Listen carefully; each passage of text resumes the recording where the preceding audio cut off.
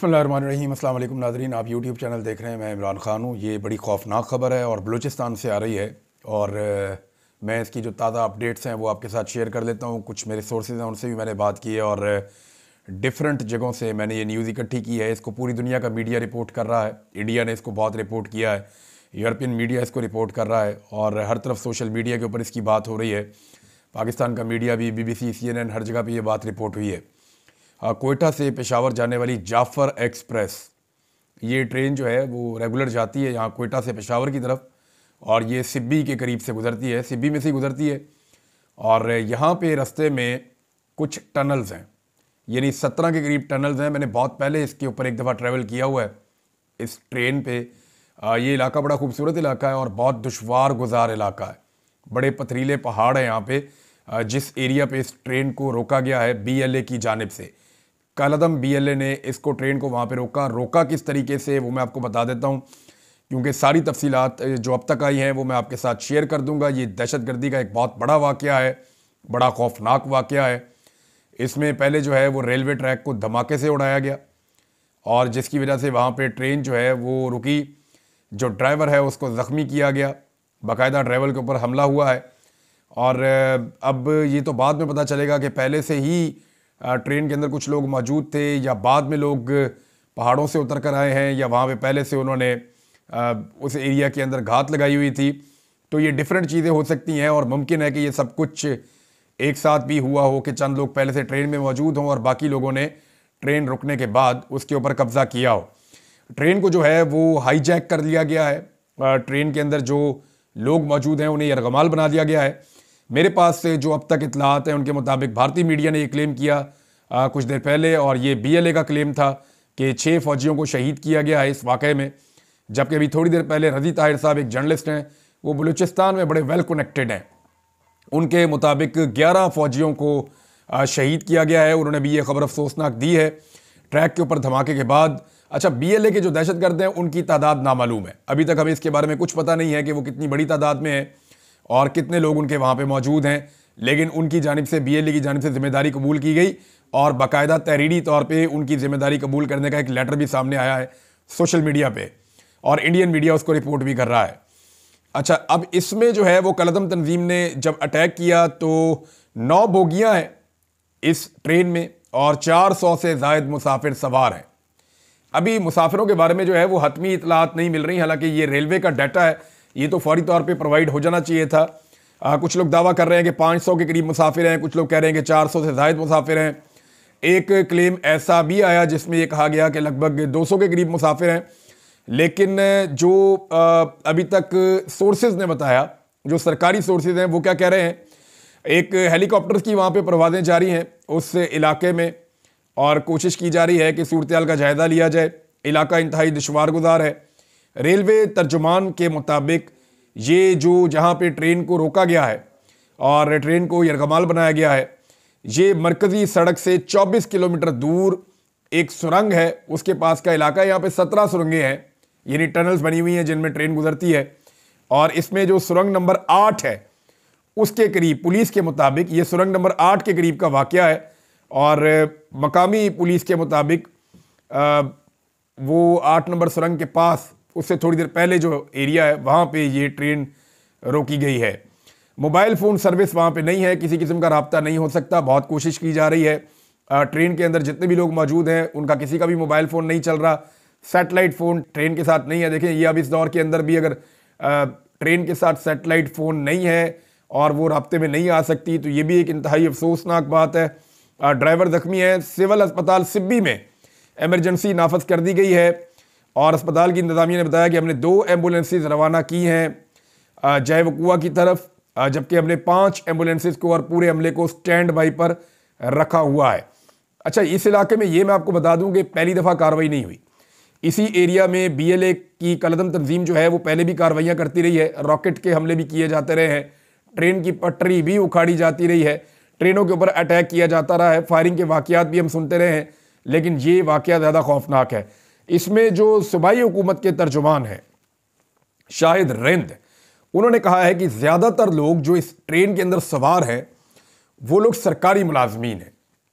जो लोग इस ट्रेन के अंदर सवार हैं उनमें ज़्यादातर लोग सरकारी मुलाजमीन हैं और यही क्लेम जो है वो BLA ने भी किया है। तो नाज़रीन, ये अब तक की सूरत हाल है। इस खतरे के बारे में बार बार निशानदेही की गई, बार बार पाकिस्तान का मीडिया भी बता रहा है, बार बार जितने इंडिपेंडेंट सोर्सेज हैं, सियासतदान हैं, वो सब बार बार कह रहे हैं कि बलूचिस्तान ख़तरे में है, इस तरफ तवज्जो दीजिए। लेकिन हमारे वज़ीर दाखिला का बयान था कि जनाब ये तो एक SHO की मार है सारे दहशतगर्द, और जो वज़ीर आला हैं बलूचिस्तान के वो डिनाइल में ही रहते हैं, वो ये मानते ही नहीं है कि बलूचिस्तान में दहशतगर्दी हो रही है। हालांकि अपोजिशन लीडर ने अभी बताया कि 8 अजला बलूचिस्तान के ऐसे हैं जहां पे सिक्योरिटी इदारे जा ही नहीं सकते, यहाँ उनकी आमदरफ्त बंद हो गई है और बहुत सारे इलाकों के अंदर से कंट्रोल जा रहा है। फजलुर रहमान साहब ने यह कहा कि अभी अगर बलूचिस्तान अलहदगी का ऐलान कर दे, वहाँ की अलहदगी पसंद, तो अक़वाम मुत्तहिदा उनके साथ खड़ा हो जाएगा। अब ये इस किस्म के वाक़यात पहले भी होते रहे। देखिए, अभी चंद दिन पहले हमने देखा कि बलूचिस्तान हुकूमत के एक रुकन से एक सड़क के ऊपर सरेआम असलहा छीन लिया गया, और अब जो मनाजिर आते हैं वो दिन के मनाजिर आते हैं। दिन दिहाड़े सड़कों के ऊपर, शाहराहों के ऊपर जो है वो BLA के लोग मौजूद होते हैं, मुख्तलिफ कलदम तंजीमों के लोग मौजूद होते हैं और वो लोगों को रोकते हैं और वहाँ पे मनमानी करते हैं। बार बार जनाब इस बारे में आगाह किया गया, लेकिन इदारों का फोकस किस तरफ है ये सब जानते हैं। देखें, ये ट्रेन हाईजैक का वाकया है, ये छोटा वाकया नहीं है, ये बहुत बड़ा वाकया है। एक वाकया और भी हुआ है केज के इलाके में, ये ग्वादर के नज़दीक एरिया है केज का इलाका, वहाँ पे भी सिक्योरिटी फोर्सेस के ऊपर एक अटैक हुआ है और इब्तदाई इतलात के मुताबिक ये जो अटैक हुआ है ये ID का अटैक है और एक जो फिक्स बम किया जाता है उसका ये अटैक है। लेकिन एक चीज़ मैं आपको बताऊं कि जब भी कभी ऐसा वाकया होता है हाईजैकिंग का, तो उसमें शुरू के चंद घंटे या शुरू का वक्त बहुत इंपॉर्टेंट होता है। जितना ज़्यादा वक्त मिल जाता है हाईजैकर्स को या अगवाकारों को, वो उतने ज़्यादा अपने पाँव मजबूत कर लेते हैं। ये क्लेम किया गया है BLA की जानिब से कि अगर हमारे ऊपर ऑपरेशन किया गया या यरगमालियों को छुड़ाने के लिए हमारे ऊपर अटैक किया गया सिक्योरिटी फोर्सेज या फौज की जानिब से, तो फिर हम यरगमालियों को कत्ल करना शुरू कर देंगे। ये क्लेम भी इंटरनेशनल मीडिया ने किया है। शुरू के चंद घंटे बहुत इंपॉर्टेंट होते हैं। हमारी पूरी कौम की दुआ है कि अगले चंद घंटों में हमें अच्छी खबर मिले और तमाम यरगमाली जो हैं वो रिहा हो जाएं। उनके प्यारे, उनकी फैमिलीज बहुत परेशान होंगे और उनके घरों के अंदर तो क़यामत का समा होगा। ये बहुत परेशानी वाली बात है और बहुत ज़्यादा अज़ियतनाक है उन सारे ख़ानदानों के लिए। हमारी हमायत उन तमाम ख़ानदानों के साथ है, चाहे उस ट्रेन के अंदर सरकारी मुलाजमीन है, चाहे उस ट्रेन के अंदर प्राइवेट लोग हैं। और अब जो कुछ इत्तलात आ रही हैं उसके मुताबिक ट्रेन के अंदर ख़वातीन और बच्चे भी बड़ी तादाद में मौजूद हैं और यहाँ पे जो है वो पाकिस्तान की सिक्योरिटी फोर्सेस की रिस्पॉन्सिबिलिटी बहुत बढ़ जाती है कि बड़ी एहतियात के साथ ये ऑपरेशन करना होगा। अब BLA क्या कोई मुतालबात करती है या कोई मुतालबात मनाने की कोशिश करती है? अगर वो मुतालबात मनवाने की बात करते हैं तो हुकूमत उनके साथ कैसे निगोशिएट करेगी, इस बारे में हमें आने वाले वक्त में पता चलेगा। लेकिन सबसे आइडियल सिचुएशन ये हो सकती है कि जो यरगमाली हैं उनको और जो शिद्दत पसंद हैं उनको अलग अलग कर दिया जाए एक ऑपरेशन के नतीजे में। लेकिन क्या ऐसा मुमकिन होगा उस दुश्वार गुजार इलाके में? क्योंकि हेलीकॉप्टरों के जरिए से अभी तक सूरत हाल का जायजा लिया जा रहा था कुछ देर पहले तक की जो इतला थी उसके मुताबिक, लेकिन जैसे जैसे शाम हो रही है वैसे वैसे सूरत हाल मजीद गंभीर होती चली जा रही है। नादरीन, ये छोटा वाकया नहीं है, ये ट्रेन हाईजैक का वाकया है और ये पाकिस्तान के अंदर हुआ है। ये छोटा वाकया नहीं है, ये पूरी दुनिया में पाकिस्तान की खुदा न खास्ता जग हंसाई का सबब बनेगा। पाकिस्तान की सिक्योरिटी फोर्सेस और इंटेलिजेंस एजेंसीज का मुकम्मल फोकस इमरान खान को तबाह करने के ऊपर है। मुकम्मल फोकस इस बात के ऊपर है कि किसी तरह पाकिस्तान तहरीक इंसाफ को कुचल दिया जाए। पाकिस्तान तहरीक इंसाफ हो या दीगर पॉलिटिकल पार्टीज हो, वो बार बार इस बारे में निशानदेही करते रहे हैं कि सियासी मुखालिफिन को कुचलने की बजाय पाकिस्तान की इंटेलिजेंस एजेंसीज अपने असली काम की तरफ तवज्जो दें तो दहशतगर्दी के मामलात कंट्रोल हो सकते हैं। लेकिन इसके बावजूद हम लगातार देख रहे हैं कि पाकिस्तान तहरीक इंसाफ को विक्टिमाइज किया जा रहा है और दहशतगर्दी के वाकयात एक के बाद एक बढ़ते जा रहे हैं। अब वज़ीर दाखिला को जो है वो जगाना पड़ेगा, उन्हें उठाकर बताना पड़ेगा कि जनाब वहाँ पे जिस दहशतगर्दी को आप एक SHO की मार करार दे रहे थे, वो दहशतगर्दी बलूचिस्तान में इतनी ज़्यादा बढ़ गई है कि अब कंट्रोल से बाहर होती चली जा रही है। इसके ऊपर पाकिस्तान तहरीक इंसाफ ने अपना मौक़िफ़ दिया है।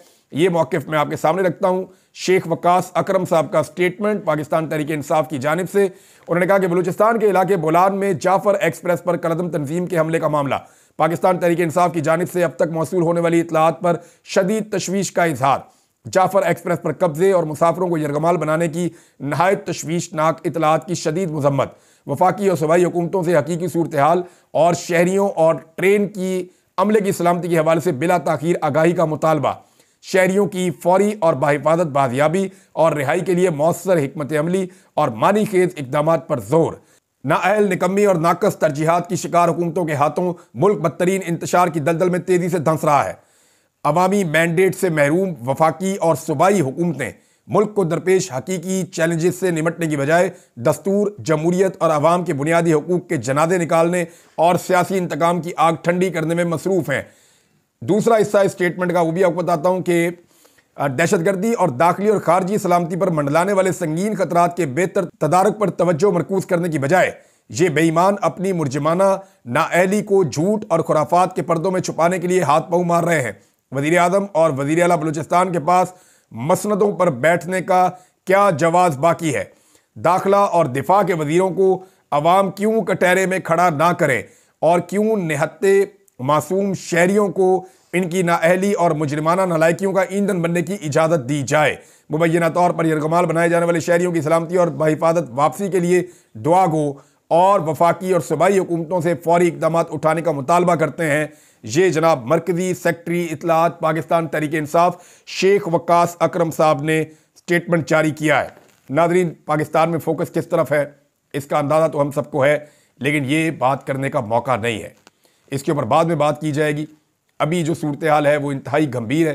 पूरे पाकिस्तान से मेरी गुजारिश है कि सब लोग दुआ करें कि बाहिफाजत ये ट्रेन और इस ट्रेन के जितने भी पैसेंजर्स हैं वो अपने अपने घरों तक पहुंच जाएं। ये इंतहाई खौफनाक इतलात हैं जो आ रही हैं, और उसमें अब जो रज़ी ताहिर साहब का मैंने थोड़ी देर पहले ट्वीट देखा, उन्होंने क्लेम किया कि 11 फौजी शहीद हो गए हैं। मदर अब्बास साहब ने एक नुक्ता उठाया ना, लेकिन दहशतगर्दी के हवाले से पाकिस्तान की पॉलिसी को सभी क्रिटिसाइज कर रहे हैं। मदर अब्बास साहब कहते हैं कि अमरीकी फौजियों के कातिल को पकड़कर अमेरिका के हवाले कर दिया गया, लेकिन आर्मी पब्लिक स्कूल के 150 बच्चों का मास्टरमाइंड पकड़ा गया और फिर फरार हो गया या फरार करवा दिया गया। क्या उसको आज तक पकड़ने की कोशिश की गई? मदर अब्बास साहब ने जो है बहुत इंपॉर्टेंट क्वेश्चन उठाया। नाज़रीन देखें, पाकिस्तान दहशतगर्दी के हवाले से बदनाम होता जा रहा है और हमारी बदनामी हर दिन बढ़ती चली जा रही है। हमने बड़ी मुश्किल से जाने कुर्बान कर करके दहशतगर्दी से जान छुड़ाई थी। नाज़रीन, 2 दफ़ा तो मैं मरते मरते बचा हूँ, कई दफ़ा मरते मरते बचा हूँ। 2 दफ़ा तो अस्पताल पहुँच गया मैं। एक दफ़ा एक बम धमाके में ज़ख्मी होकर मैं अस्पताल पहुँच गया, एक दफ़ा एक और बम धमाके में मैं ज़ख्मी हो गया। तो 2 दफ़ा तो मैं अस्पताल पहुँच गया ज़ख्मी होके, और कई दफ़ा मैं गोलियों से मरते मरते बचाऊँ, कई मरतबा मैं बारूद से मरते मरते बचाऊँ, इसी दहशतगर्दी की जंग की कवरेज करते हुए। मेरे और बहुत सारे सहाफ़ी साथी हैं, मेरे कई सहाफ़ी साथी शहीद हो गए, कई ज़ख्मियों को मैं खुद उठाकर अस्पताल लेकर गया जो मेरे सहाफ़ी हैं। तो बड़े मुश्किल हालात हम लोगों ने देखे हैं। पाकिस्तान की सिक्योरिटी फोर्सेस ने देखे हैं, पाकिस्तान की मीडिया ने जंग लड़ी है, पाकिस्तान की आवाम ने यह जंग लड़ी है। हमें इस जंग में कभी भी नहीं हारना चाहिए और जीतने का रास्ता अवाम के पास है। अवाम के साथ मिलकर, सब मिलकर इस लड़ाई को लड़ेंगे तो पाकिस्तान जीतेगा। नाज़रीन, ये जो अमेरिका की ट्रैवल एडवाइजरी आई है पाकिस्तान में दहशतगर्दी के वाक़यात के बाद, और उन्होंने कहा है अपने शहरियों को कि पाकिस्तान के अंदर आप ट्रैवल ना करें, फलां एरियाज़ में आप ना जाएं। तो इस हवाले से देखें, 2 चीज़ें इसमें फौरी तौर पे हो जाती हैं जब इस किस्म की एडवाइजरी आती है। नंबर 1 तो ये हो जाता है कि सरमायाकार जो है वो उस मुल्क के अंदर सरमाया नहीं लाते, यानी सरमायाकार जो है वो सरमायाकारी करना बंद कर देते हैं उस मुल्क के अंदर जहाँ पे दहशतगर्दी बढ़ती है। और इस किस्म की एडवाइजरी अमेरिका जैसा मुल्क जारी करता है, क्योंकि सरमायाकार इन एडवाइजरीज को बड़े गौर से पढ़ते हैं, और उसके अलावा जो है वो सयाह भी उस मुल्क में आना बंद कर देते हैं। यानी उस मुल्क के हवाले से सियाहत जो है मुकम्मल तौर पे तबाह हो जाती है, क्योंकि वहाँ दहशतगर्दी हो रही है, कोई सयाह वहाँ पे जाना ही नहीं चाहते। नाज़रीन, मैं एक सफ़ा है यहाँ मेरे पास, और उससे एक सफ़े के अंदर जो है वो सारी कहानी मौजूद है कि पाकिस्तान के अंदर इस वक्त सिचुएशन क्या है। इस सफ़े के ऊपर 8-10 खबरें हैं नाज़रीन, एक ही सफ़े के ऊपर कंपाइल करके इकट्ठी कर दी है। लेकिन इन 8-10 खबरों के अंदर पाकिस्तान की गुज़िश्ता 1 साल की कहानी है कि जो कुछ इस हुकूमत ने पाकिस्तान के साथ किया, और रजीम चेंज ऑपरेशन के बाद से तवातर के साथ जो कुछ पाकिस्तान के साथ हुआ है। यानी अगर दहशतगर्दी का इंडेक्स देखें तो पहली खबर यहां लगी हुई है, वहां पाकिस्तान पहुंच गया जनाब पूरी दुनिया में दूसरे नंबर पे दहशतगर्दी से सबसे ज्यादा मुतासर मुल्क। फिर अमेरिका ने यहां पे ट्रैवल एडवाइजरी जारी कर दी।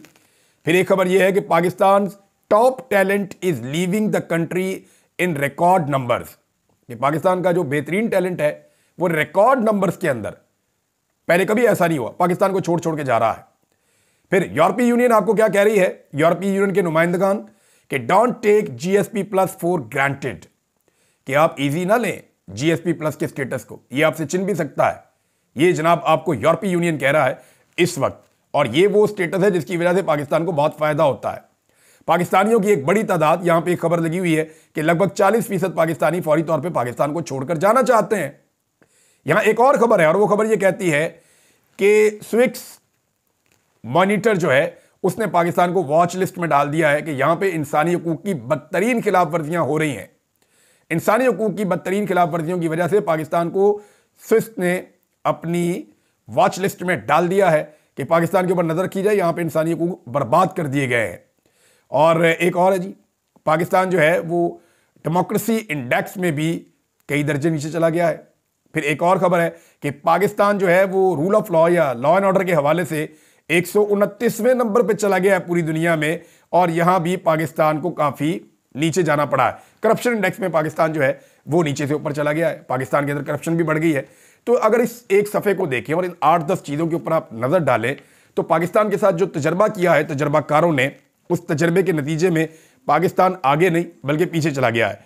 नाज़रीन, एजाज सैयद साहब ने खबर दी कि जब सदर पाकिस्तान ऐवान के अंदर खिताब कर रहे थे तो उस वक्त आर्मी चीफ को वहाँ पे वैसे तो आना चाहिए था, सर्विसेज चीफ आते हैं, आर्मी चीफ उनके सुप्रीम कमांडर हैं, वो उनकी तकरीर सुनने के लिए उनको आना होता है, लेकिन वो नहीं आए और वो ऐवान सदर पहुंचे।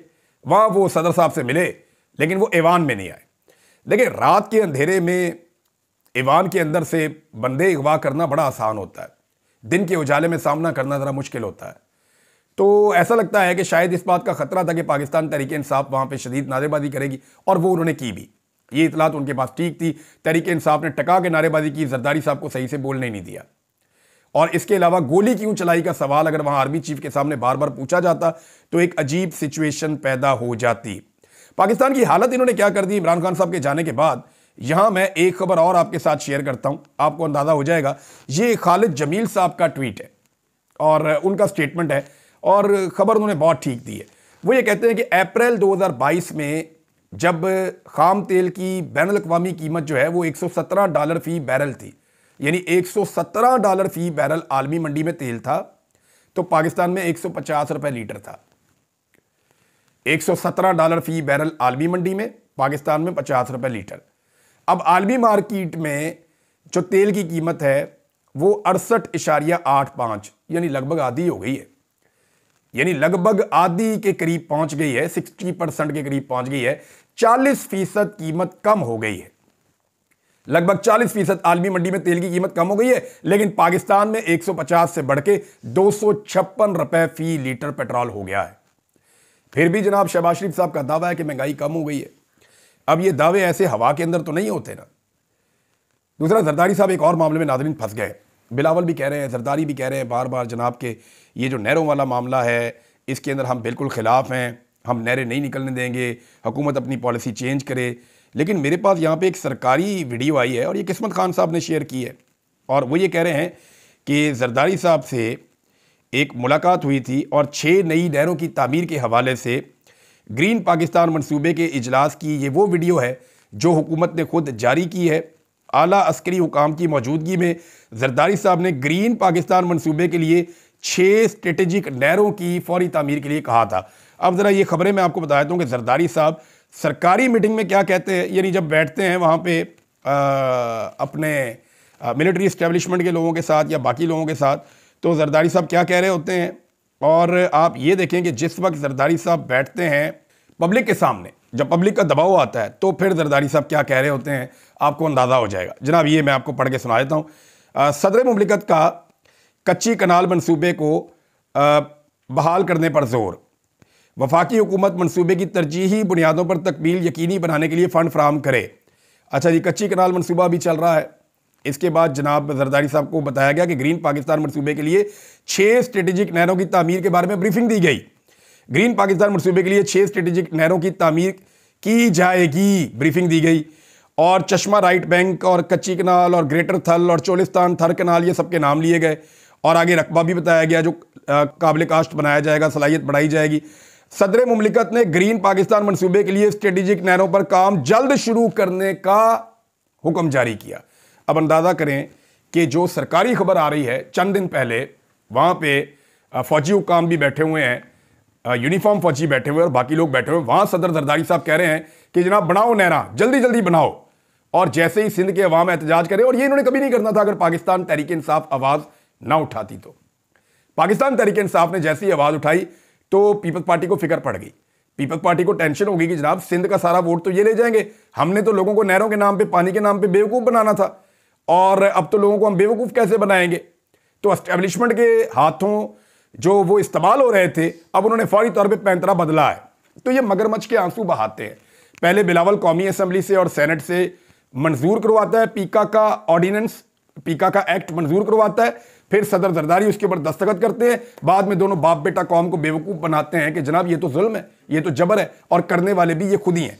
आपको याद है ना, ब्रूट मेजॉरिटी का लफ्ज बिलावल ने इस्तेमाल किया था, और डंडे वाली जमहूरियत का लफ्ज भी बिलावल ने इस्तेमाल किया था। और सिंध वालों का पानी अगर किसी ने बेचा है तो वो बिलावल ने और जरदारी ने बेचा है, इन दोनों बाप बेटे ने बेचा है। ये बार बार पाकिस्तान तहरीक इंसाफ कह रही है, मैं नहीं कह रहा, पाकिस्तान तहरीक इंसाफ कह रही है और बार बार कह रही है कि इन दोनों बाप बेटा ने पानी बेचा है सिंध का, सिंध के किसानों का।